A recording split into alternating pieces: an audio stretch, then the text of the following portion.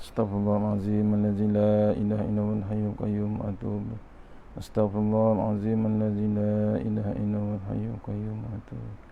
Astaghfirullahalazim allazi la ilaha illallahul hayyul qayyum atuubu ilaih. Astaghfirullahalazim allazi la ilaha illallahul hayyul qayyum atuubu ilaih. La ilaha illallah wahdahu la syarika lah. Lahul mulku wa lahul hamdu yuhyi wa yumiitu wa ala kulli syai'in qadir. La ilaha illallah wahdahu la syarika lah. Lahul mulku wa lahul hamdu yuhyi wa yumiitu wa ala kulli syai'in qadir. La ilaha illallah wahdahu la syarika lah. Lahul mulku wa lahul hamdu yuhyi wa yumiitu wa ala kulli syai'in qadir. La ilaha illallah wahdahu la syarika lah. Lahul mulku wa lahul hamdu yuhyi wa yumiitu wa ala kulli syai'in qadir. La ilaha illallah wahdahu la syarika lah. Lahul mulku wa lahul hamdu yuhyi wa yumiitu wa ala kulli syai'in qadir. La ilaha illallah wahdahu la syarika lah. Lahul mulku wa lahul hamdu yuhyi wa yumiitu wa ala kulli syai'in qadir. La ilaha illallah wahdahu la syarika lah. Lahul mulku wa lahul hamdu yuhyi wa yumiitu wa ala kulli syai'in qadir. InsyaAllah. Assalamualaikum warahmatullahi wabarakatuh. Alhamdulillahirabbil alamin. Wassalatu wassalamu ala asyrafil mursalin wa ala alihi washabbihi ajmain. A'udzu billahi minan nar min syarri kuffar min ghadabil jabbar wal 'izzatu lillahi war rasul minin.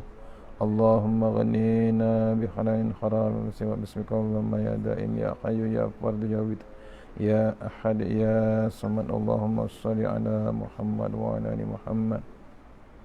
Bismillahirrahmanirrahim. Bismillah masyaallah la yasuqu Allah. Bismillah masyaallah la yasifu suwa. Bismillah masyaallah makana min ni'matin fa min Allah. Bismillah masyaallah la ya'ti bil hasanati illallah. Bismillah masyaallah la haula wa la quwwata illa billahil aliyyil azim.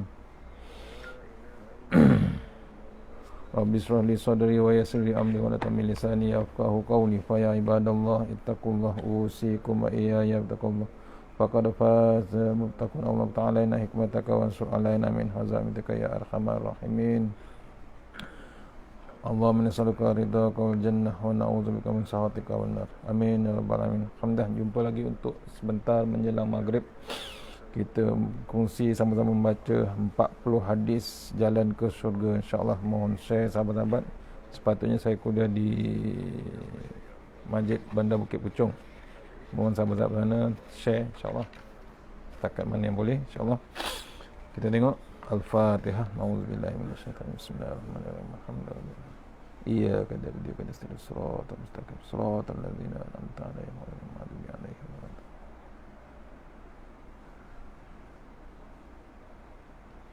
InsyaAllah muka surat 55 insyaAllah. Muka surat 55. Tajuk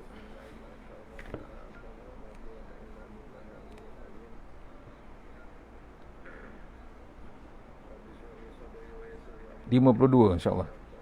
Tajuk menjadi isteri yang soleh insyaAllah. Menjadi isteri yang soleh. Muka surat 52. Hadis 40 hadis kitab 40 hadis jalan ke surga.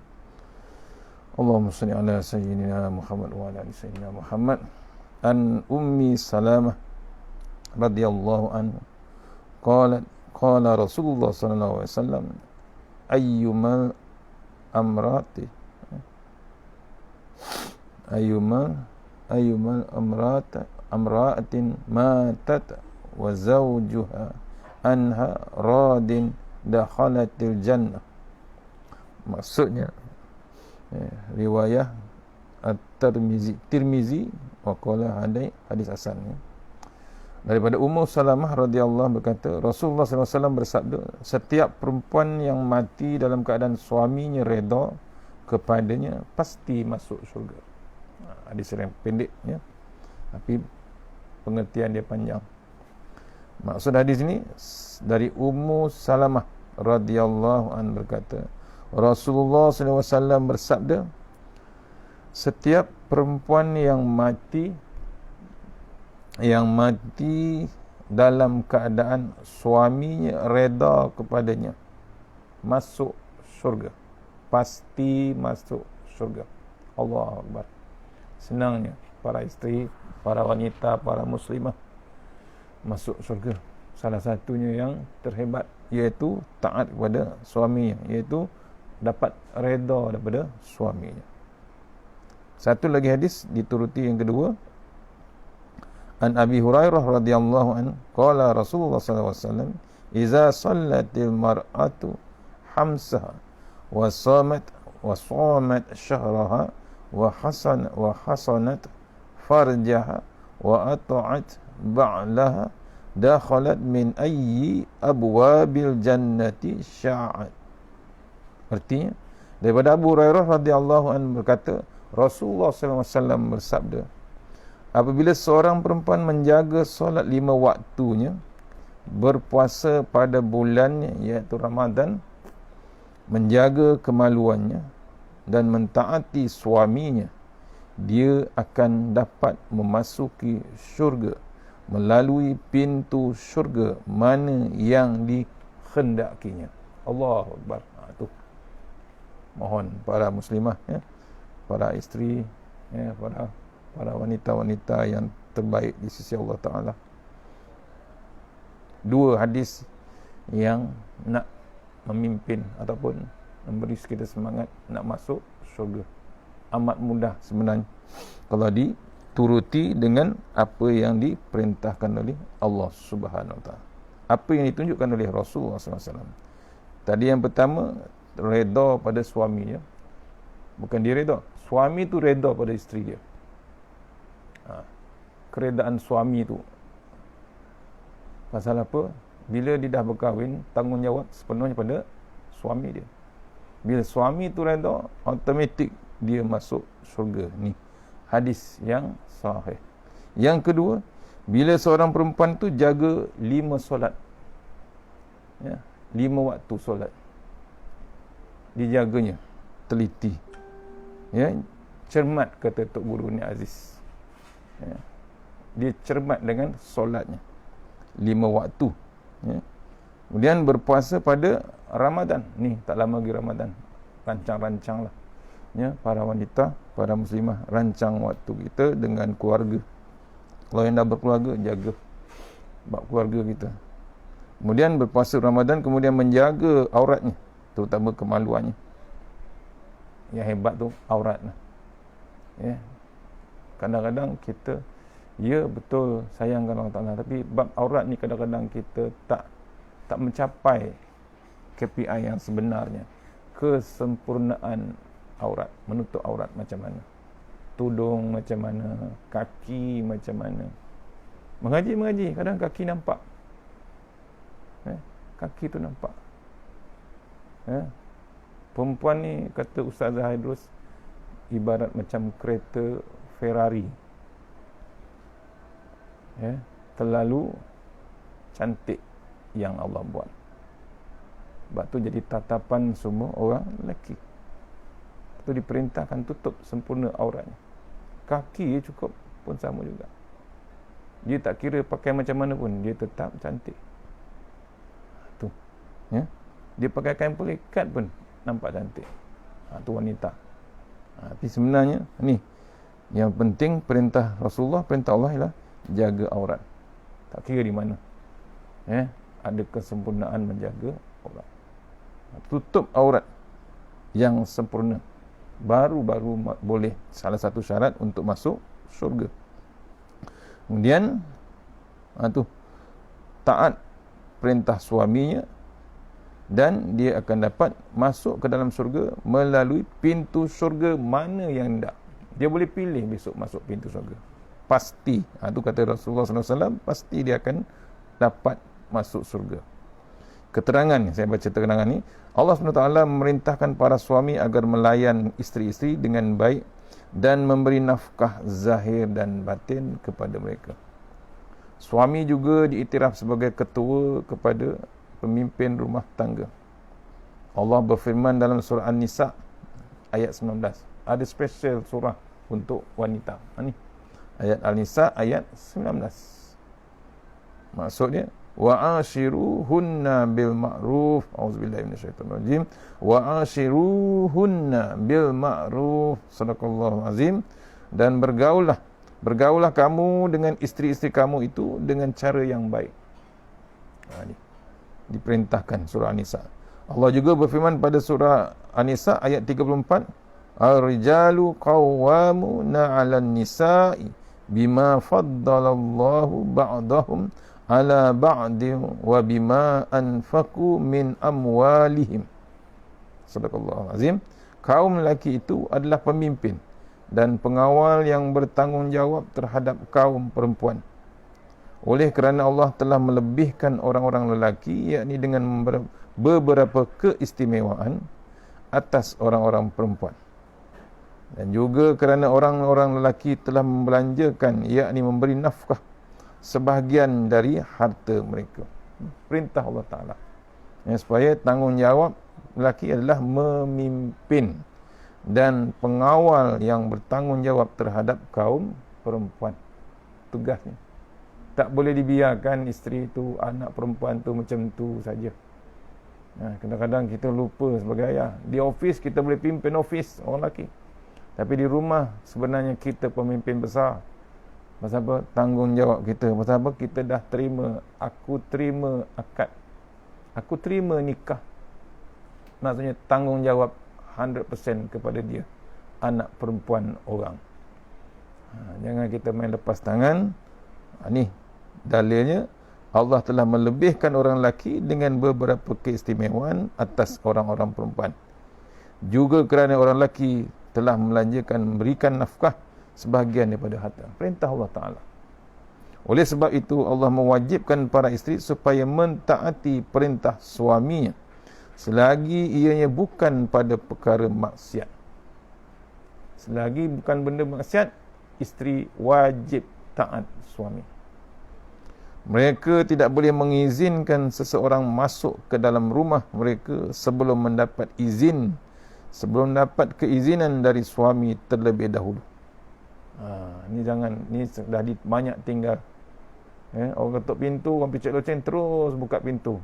Tak tanya pun suami, boleh ke tak boleh keluar. Tu kena cerita, kena jaga bab tu. Pasal apa? Ini dah dibentangkan dan diceritakan oleh Rasulullah. Pernah satu ketika Aisyah didatang rumah mereka seorang pemuda yang buta. Aisyah terus buka pintu. Nabi tegur Aisyah.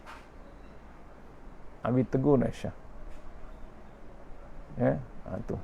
Nabi tegur Aisyah pasal bab aurat. Aisyah menjawab, kan orang tu buta, pemuda tu buta, mana dia nampak Aisyah? Aisyah bagi tahu Rasulullah. Nabi tegur keras, tak silap saya, ya, memang pemuda itu buta, engkau macam mana? Nabi tegur, Nabi pimpin Aisyah. Aisyah tak buta, dia nampak orang tu lelaki. Tu Nabi bagi tahu. Maksudnya kita kena jaga. Perintah suami tu kena taat. Selagi tak dibenarkan, selagi tak ada kebenaran, tak ada izin daripada suami, tak boleh terus-terus mengizinkan seorang masuk ke dalam rumah sebelum mendapat izin pada suami terlebih dahulu. Antara tanda isteri yang solehah ialah suami merasa tenang hati bila memandangnya. Bukan pasal cantiknya, itu bonus, itu tambahan. Tapi bila suami tu melihatkan isteri dia tak gundah gulana, dia tak mengurut dada kata. Orang kadang isteri cantik tapi suami balik rumah urut dada, sakit dada. Pasal apa? Kerenah isteri, fi'il isteri, perangai isteri. Sebabnya suami balik kerja, isteri menenangkan suami. Itu antara banyak panjang cerita hal keluarga ni, InsyaAllah kita akan cerita. Apabila disuruh melakukan sesuatu, dia akan taat. Isteri yang solehah, pertama tadi, suami tenang hati dia bila memandang wajah isteri. Yang kedua, bila disuruh sesuatu, dia akan taat. Dan bila suami tiada di rumah, dia akan menjaga harta suami dan kehormatan dirinya dengan baik. Ni isteri yang hebat. Pasal apa? Bila suami tak ada, raja tak ada di rumah, dia akan jaga rumah tu tersebut terbaik, dan diri dia juga terbaik dijaga. Bukan untuk jadi tatapan manusia lain kecuali suami dia. Kena ingat tu. Berdosa sebenarnya. Yang tak tertanggung suami lah. Bila isteri keluar rumah tanpa izin satu hal, bila isteri keluar rumah tanpa izin kemudian tidak pula menutup aurat, yang menanggung dosa, yang menanggung bala dan dosa itu adalah suami dia. Anak perempuan pun sama, anak isteri pun sama. Ni jaga bab tu. Dia akan menjaga harta suami dan kehormatan dirinya dengan baik. Mohon para muslimin, muslimah atau muslimin nasihatkan isteri, jagalah. Bukan pasal suami tu gila kuasa, tak. Itulah perintah Allah Subhanahu Wa Taala yang diajar oleh Rasulullah sallallahu alaihi wasallam. Hanya kita mengikut lunas-lunas ataupun undang-undang yang diajarkan oleh Rasulullah sallallahu alaihi wasallam. Sebagai meraihkan kejadian wanita yang bersifat lemah lembut itu, Allah Subhanahu Wa Taala tidak mewajibkan ke atas wanita berjihad, tidak wajib solat Jumaat, tidak wajib mencari nafkah untuk keluarga dan sebagainya. Mereka diberi laluan mudah untuk ke syurga, iaitu hanya dengan menjaga solat, puasa, kehormatan diri dan mentaati suami. Tengok, specialnya wanita untuk senang masuk syurga. Pasal apa? Allah meraihkan kejadian wanita yang bersifat lemah lembut. Allah Subhanahu Wa Taala tidak mewajibkan ke atas mereka berjihad. Tak wajib untuk wanita berjihad. Duduk di rumah, jaga keluarga. Allah SWT tidak mewajibkan ke atas wanita solat Jumaat. Tak wajib. Tu. Mencari nafkah untuk keluarga dan sebagainya pun sama juga, tidak wajib bagi wanita. Hanya kena renung. Paling penting dia jaga kehormatan. Mereka diberi laluan mudah untuk ke syurga, untuk hanya menjaga solat, puasa, kehormatan diri dan mentaati suami yang telah berkahwin. Tu punya senang orang perempuan nak masuk syurga. Allah raihkan. Isteri yang solehah merupakan sebaik-baik perhiasan dunia. Mereka menjadi penghibur, peneman dan pembantu suami dalam menjalani kehidupan dunia untuk mencari keredaan Allah Ta'ala. Ni sebenarnya bab fungsi seorang isteri. Nak jadi isteri yang solehah merupakan sebaik-baik perhiasan dunia. Isteri yang solehah, sebaik-baiknya perhiasan dunia. Mereka menjadi penghibur, peneman dan pembantu suami dalam menjalani kehidupan dunia untuk mencari keredaan Allah Ta'ala. Ini kena renung kita. Bab-bab ni kena ingat yang dipesan oleh Rasulullah SAW. Sempat lagi.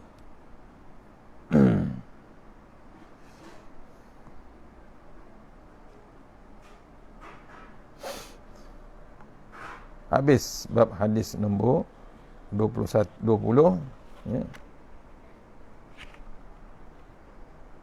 Kita sambung sikit hadis yang ke-21, iaitu berbakti kepada ibu bapa.